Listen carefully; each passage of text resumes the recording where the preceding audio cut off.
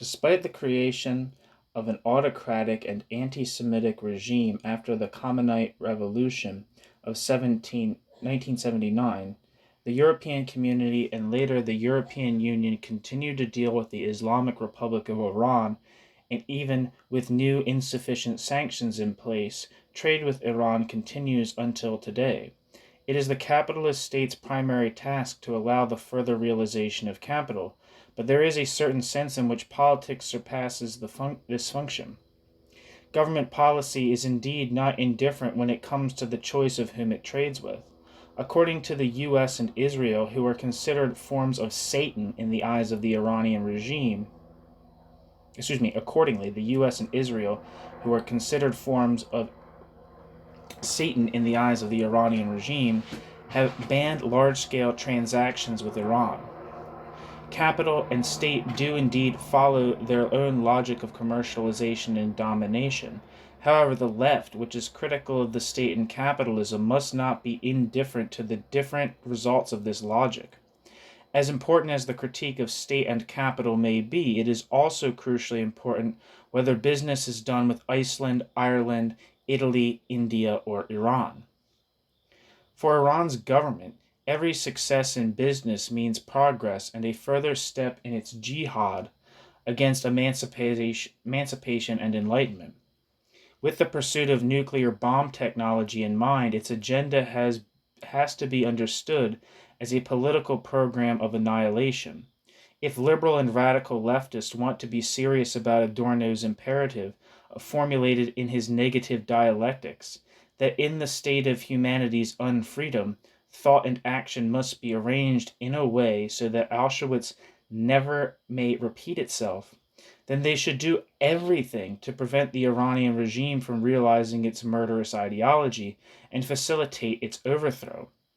It seems apposite, and it is not by coincidence that, as the motto of the second part of his collection of aphorisms, Minima Moralia, Adorno quoted F.H. Bradley, quote, "Where everything is bad, it's good to know the worst," end quote. When Adorno and Horkheimer debated the necessity of a new communist manifesto, the representatives of critical theory had in mind that the critique of the late capitalist society was possible only as long as they listed, quote, "the reasons that make it possible to keep on living in the West," end quote. At the very same time, the bourgeois ideal of the individual pursuit of happiness now appears to be ideological because the capitalist mode of social relations limits its realization materially. The Islamist ideal of a, quote, "simple and just life," end quote, in contrast, solely points towards absolute barbarism.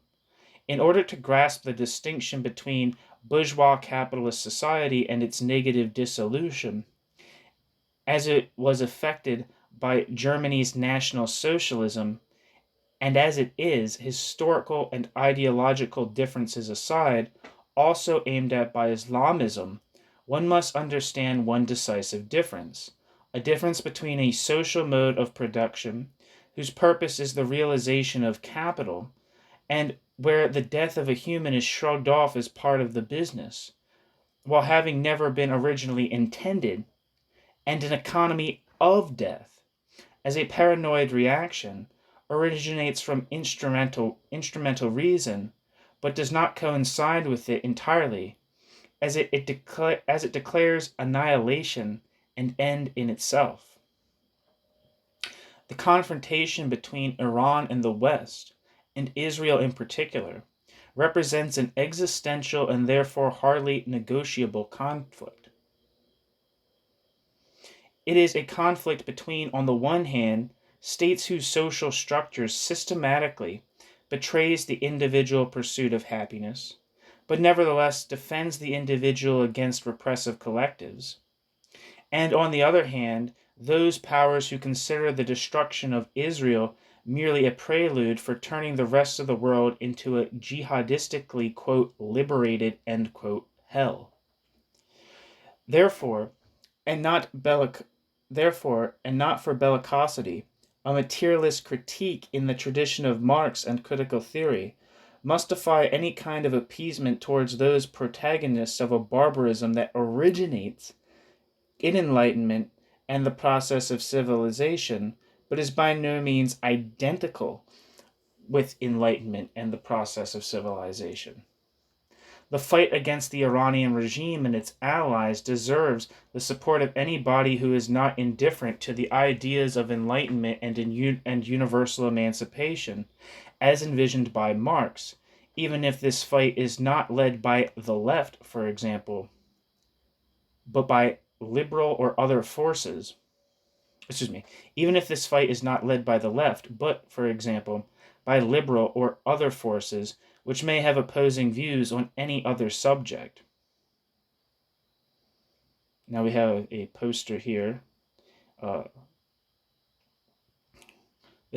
says, the caption says that the poster's in German, but they're German flyers by an anti-Deutsch group protesting against the observance of, quote, Al-Quds Day, end quote, first established by Khomeini in 1979 to express solidarity with the Palestinians.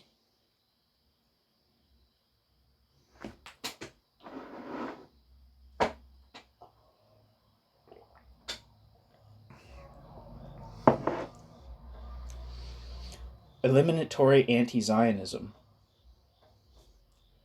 The state of Iran is neither a dictatorship nor simply an authoritarian version of a capitalist society.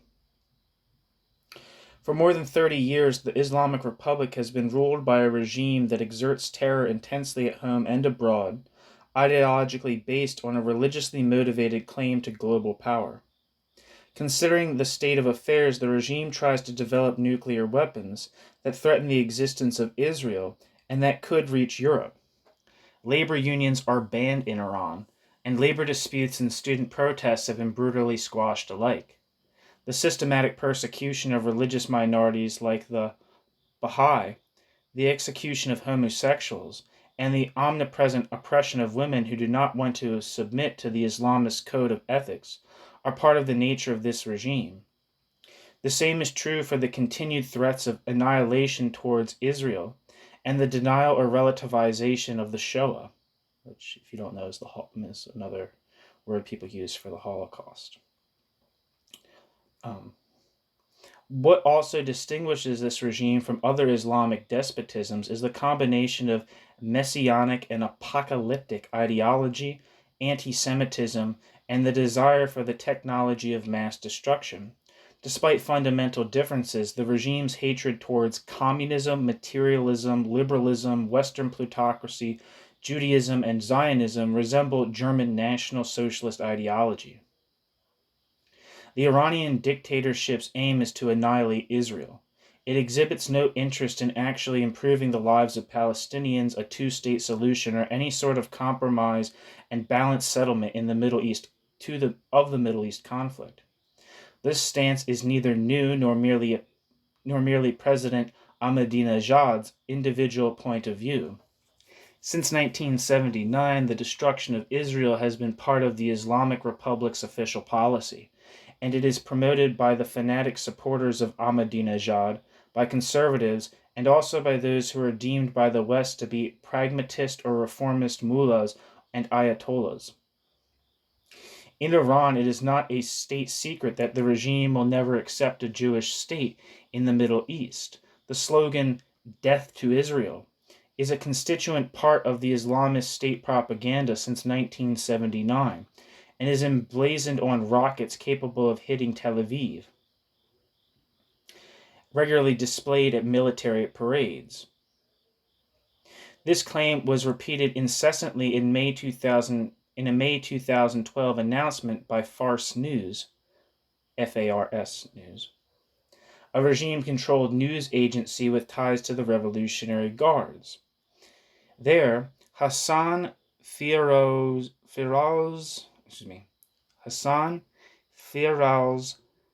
Abadi, quote, excuse me, Christ on a cracker.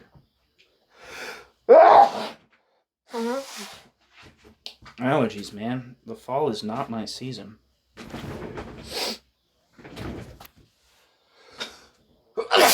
Jesus Christ. There, Hassan Firozabadi, I don't know if I'm saying the name right, but the chief of staff of the Iranian army proclaimed the aim of the Islamic Republic to be, quote, the full annihilation of the Zionist regime of Israel, end quote. While the supreme religious leader Ali Khamenei, how do you say that guy's name? Because I was saying it wrong earlier. Take some time with me. Because I thought it was Khamenei, but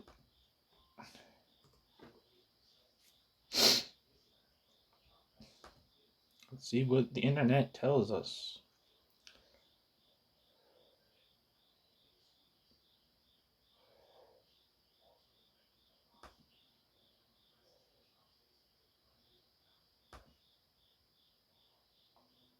Ali Khomeneiite.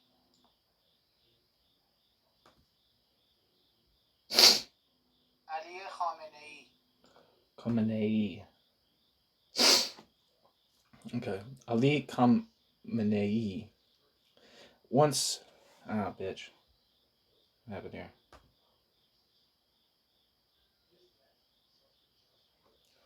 Ali Khamenei once said, again called the, quote, Zionist regime, end quote, a, quote, cancerous tumor that should be cut and will be cut, end quote. In August of this year, a few weeks after the EU had refused to list Hezbollah officially as a, quote, terror organization, end quote, Walid Zakaria,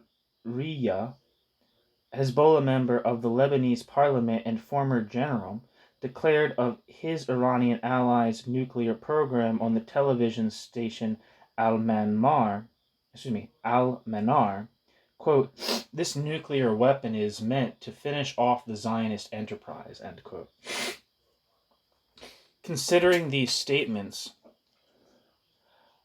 Waid Wadat Hag described the program of the Iranian regime as, quote, eliminatory anti-Zionism, end quote.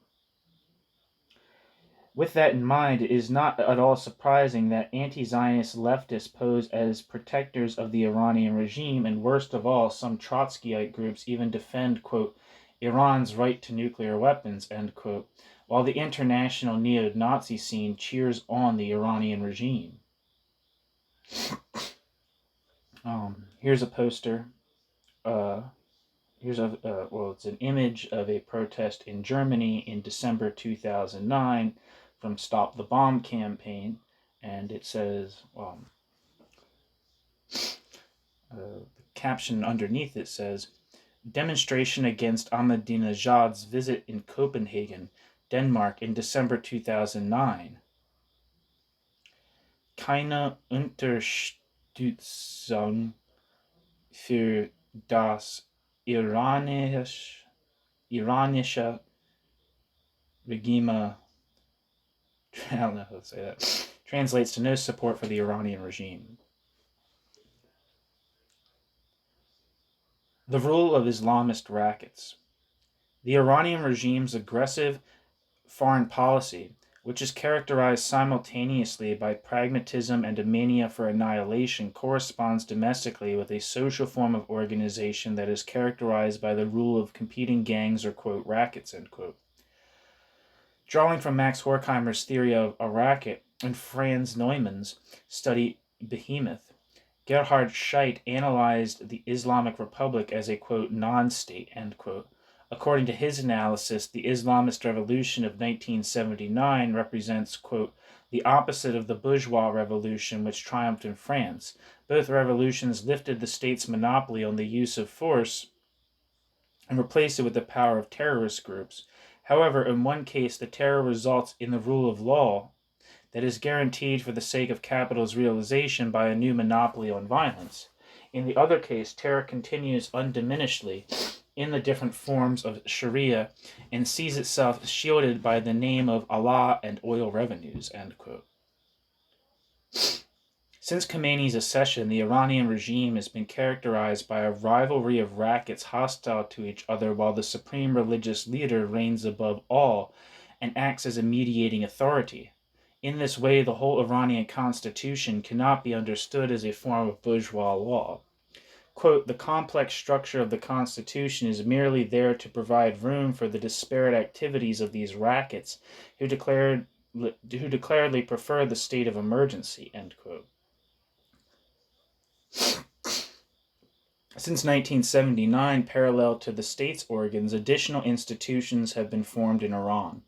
The influence of the regular courts of justice is restricted through the existence of numerous special courts. Beyond those military tribunals that are common in other countries, there exist so-called, quote, revolutionary courts, end quote. The, quote, court for the justice of bureaucracy, end quote. The, quote, special court for the clergy, end quote, press courts, end quote. Besides the national army, the Pas Duran has been established as an alternative revolutionary military force, which today is one of the most influential and probably the most dangerous racket within the regime's power structure. The Revolutionary Guards not only represent the regime's military elite unit, but also one of the most important economic conglomerates in Iran, which provides its members with economic and social gains. For several years now, the Pasdaran have used their military power to gain control of crucial branches of Iran's economy, particularly in the realm of foreign trade.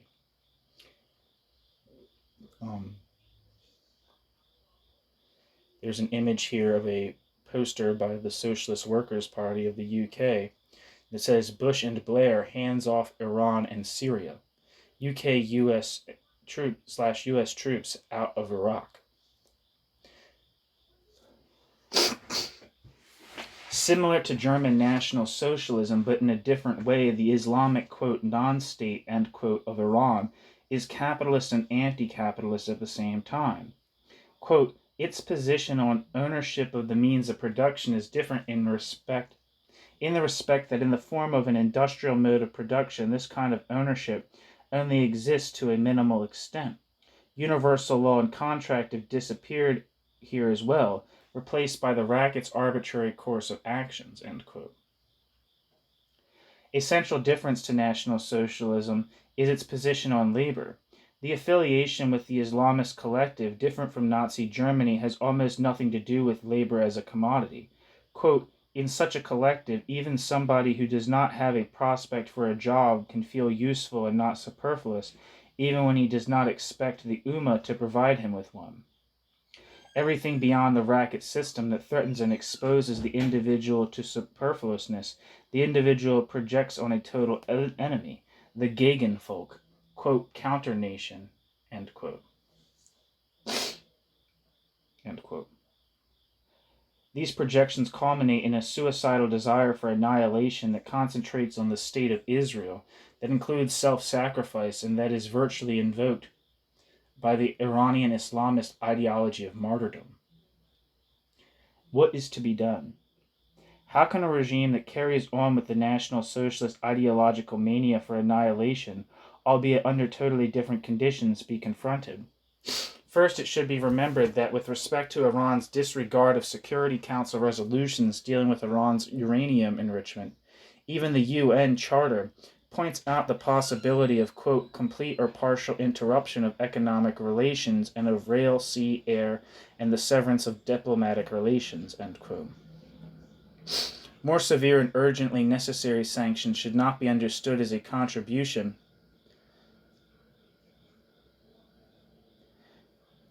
towards further negotiations.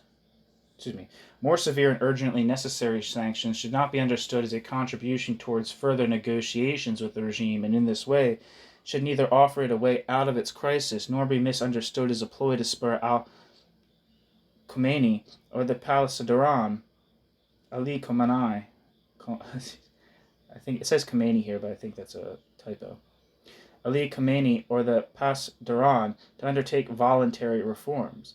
Instead, they must be designed as a decisive contribution to its weakening, and to prospectively destroy the regime, which marks out an extended moment of regression in world history. Of course, sanctions will, to some degree, always have a negative effect on the population of Iran. But firstly, nobody demands sanctions of food, medicine, and necessities. The focus lies on sanctions on the gas and oil exports as well as financial transactions, which represent the regime's nerve center, and sanctions against the import of high-end technological products that are provided by companies of the German middle classes in particular. Secondly,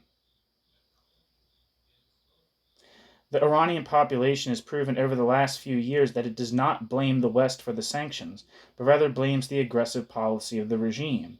Thirdly, everything that deprives the regime of financial means helps the Iranian opposition, since the regime's aim is not the accumulation of capital, but to acquire financial resources for a political agenda that has already cost the lives of tens of thousands of Iranians and driven millions into exile.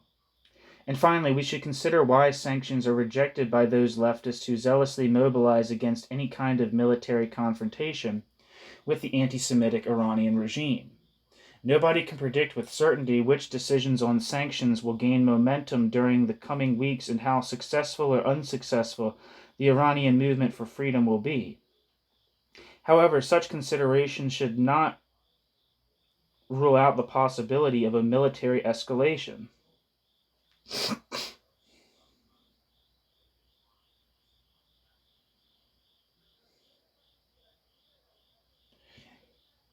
It is certain that Iran's feverish nuclear program forces Israel to prepare for future confrontations within the solidarity movement for the Iranian freedom movement. This issue has been and is being far too much neglected, particularly by the left and radical left-wing groups. Many of those leftist organizations that have been chiefly involved in organizing solidarity events in exile after the faked election of June 2009 were the ones who contributed to the mullah's accession to power in 1979. Many Marxist-Leninist and anti-imperialist Iranian leftists supported the Islamists above all because they erroneously, as Danny Pastel emphasized in the forum posted by the Platypus-affiliated society on the Iranian left, understood, quote, liberalism as part of a toxic global colonial project rather than viewing liberalism as Marx himself did as being necessary but insufficient, or better, insufficient but bloody necessary to the project of socialism and liberation, end quote. The Iranian left, primarily the Marxist-Leninists who supported Khomeini out of a shared hatred of Zionism and U.S. imperialism.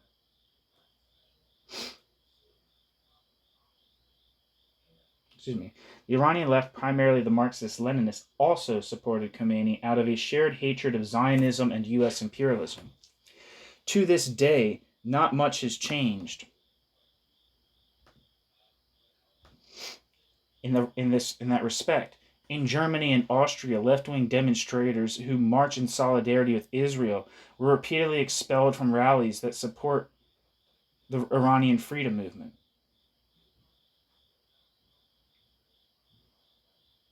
Simultaneously, nobody there took offense when those Trotskyites who made common cause with the Iranian-backed Hezbollah at conferences in Beirut marched at the same rallies.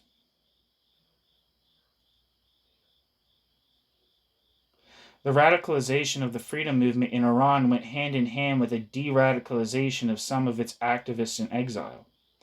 To prevent the radicalization of demonstrations, they posed as stewards at rallies.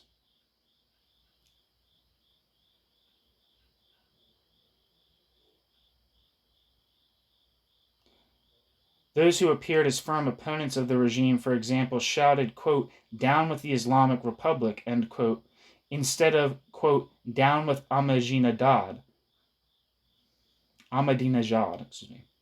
instead of down with Ahmadinejad, end quote, were expelled from demonstrations not only in Vienna and Berlin, but also in several cities in the United States, especially during the first phase of protests in the summer of 2009. The slogans of the Marxist-Leninist cadres and their reformist Islamist allies even fall back behind those demands that were voiced by protesters in Tehran at the risk of their lives. While the opposition movement's slogan, quote, where is my vote, end quote, was taken up on many solidarity rallies, people in Tehran were already chanting, quote, "Freedom, independence, Iranian Republic," end quote. While in Europe, great pains were taken not to confront the regime's ideology offensively, Iranian protesters clearly renounced support for Hamas and Hezbollah, as well as the Iranian nuclear program. Quote, "No to Gaza, no to Lebanon. I sacrifice my life for Iran," end quote. End quote. "A green and blossoming Iran does not need nuclear arms," end quote, ran the chants.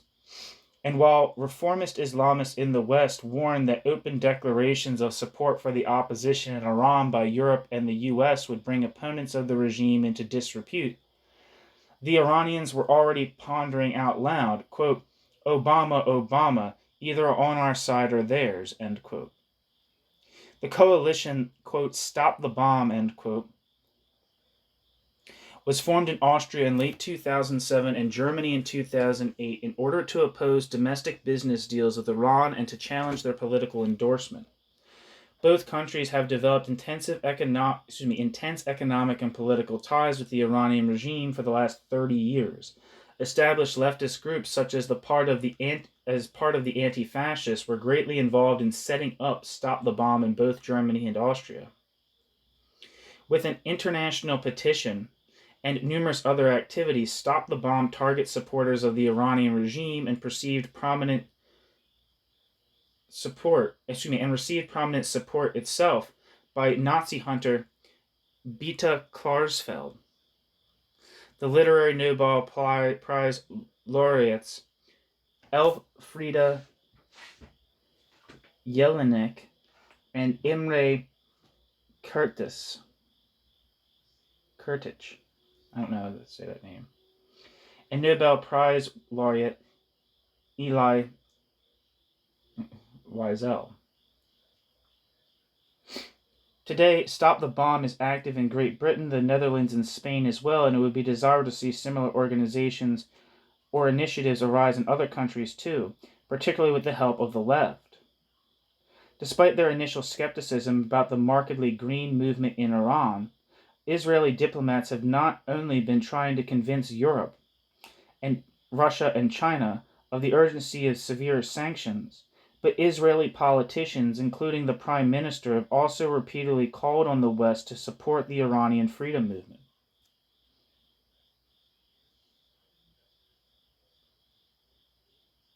And members of the Iranian opposition have been received and welcomed by the Israeli president.